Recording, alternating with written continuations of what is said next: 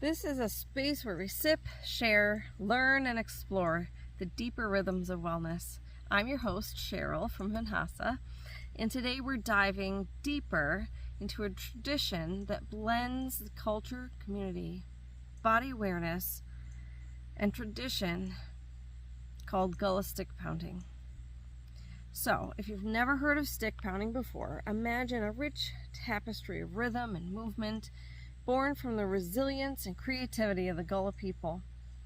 It's part music, part dance, creativity, and part meditation, but absolutely alive. So pour yourself a nice sip of your favorite beverage, and let's take a journey into the history, the beauty, and the healing power of this incredible practice of stick pounding.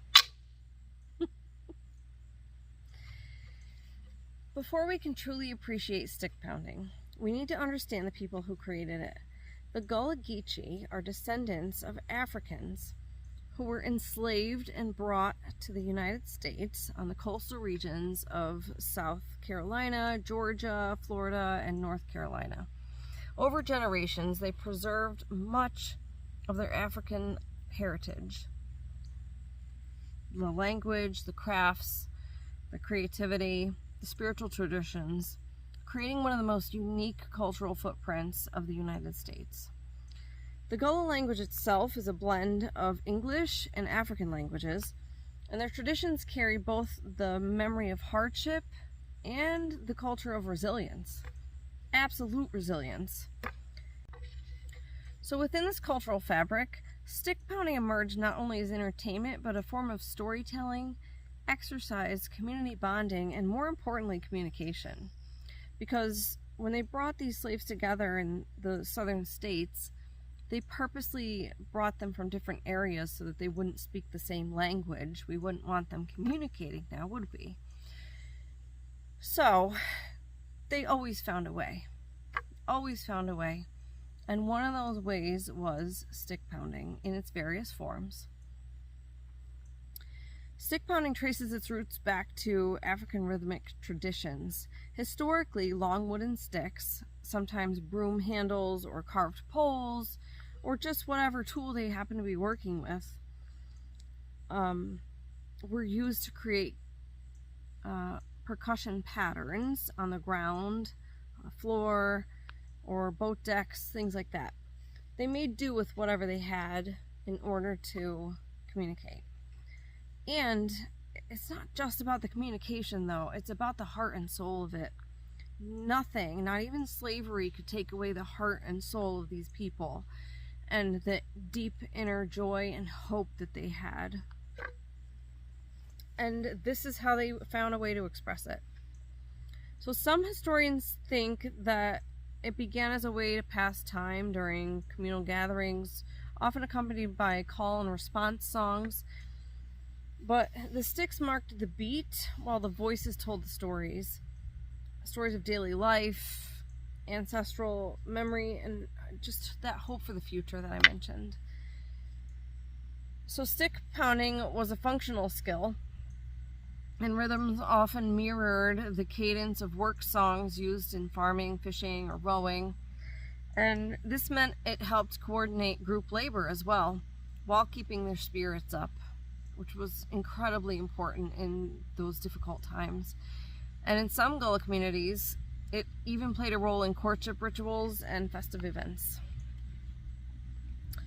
So today it is seeing a revival as both a performance and a wellness practice, which is what we are doing at Vinhasa. So I would like to just tap out a little bit of rhythm for you as a demonstration. I am out enjoying nature, so I don't have a hard surface, but we'll just tap our sticks together because there's more than one way to do this. Like the Gullah people, they always found a way.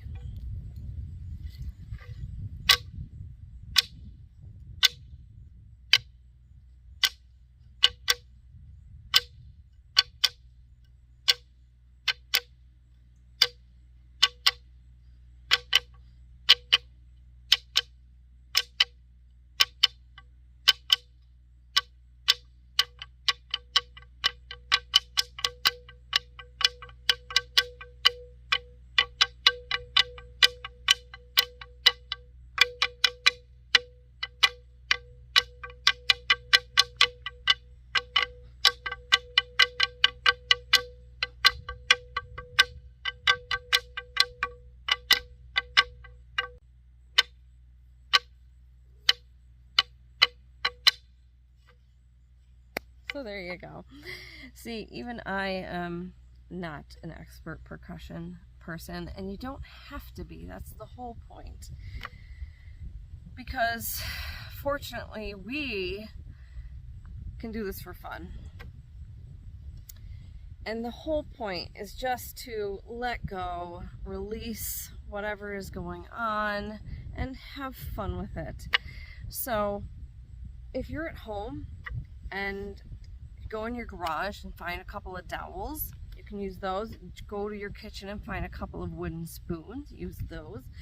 Whatever is safe and okay to use, go grab a couple of sticks of some kind, and you have your Gullah pounding sticks. You don't need me, although it is fun to do in a group.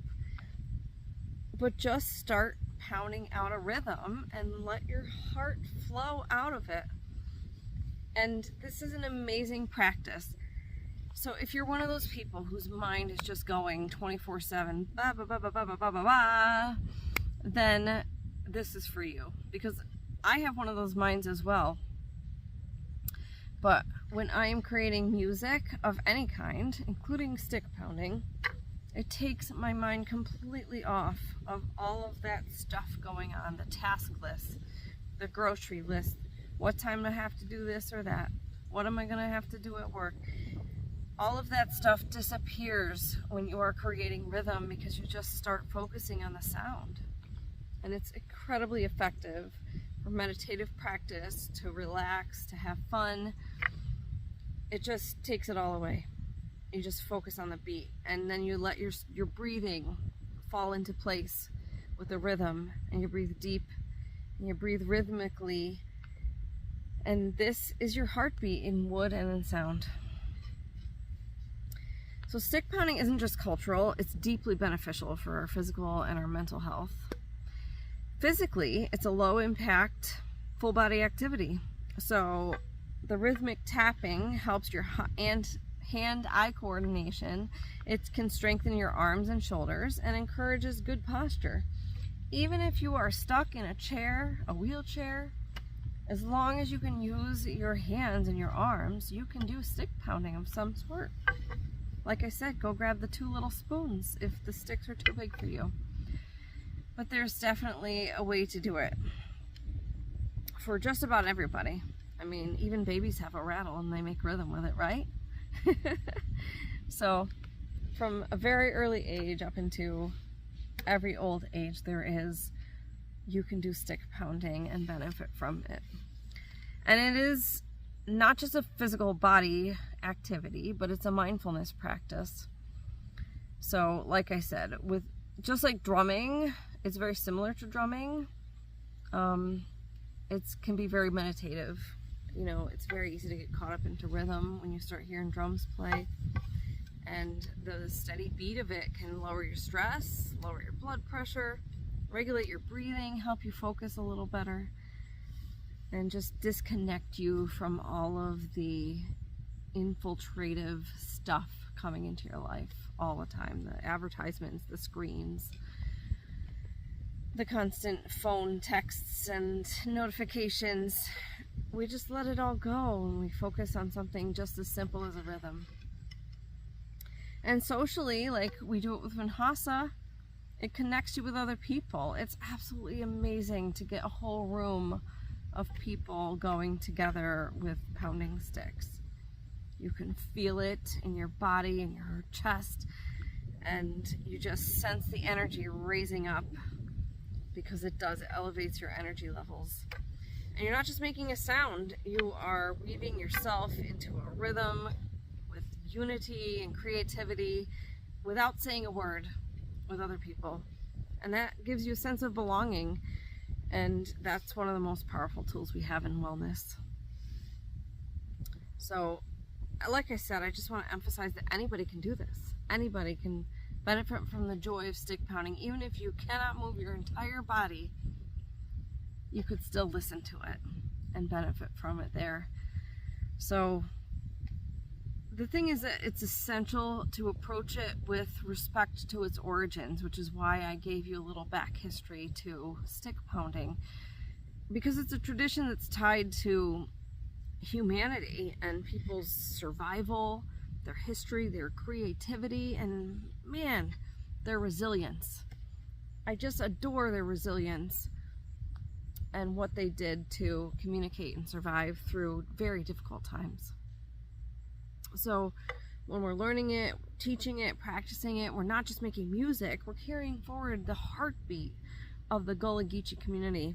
So if you're inspired to explore it further, I would consider heavily supporting the Gullah community cultural centers, attending events, or even learning directly from its tradition bearers, which is not me, but there are people out there who are direct descendants and they're sharing this really cool piece of history, which is where I learned it from.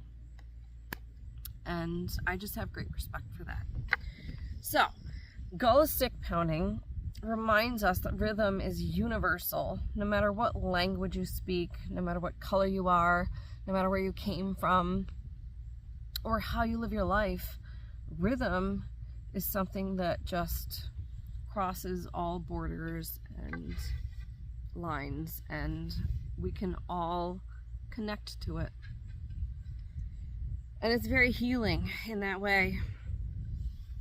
So, whether you practice it for wellness, cultural connection, just for fun, it's a powerful reminder that movement and music can nourish the soul just as much as food or drink can nourish the body.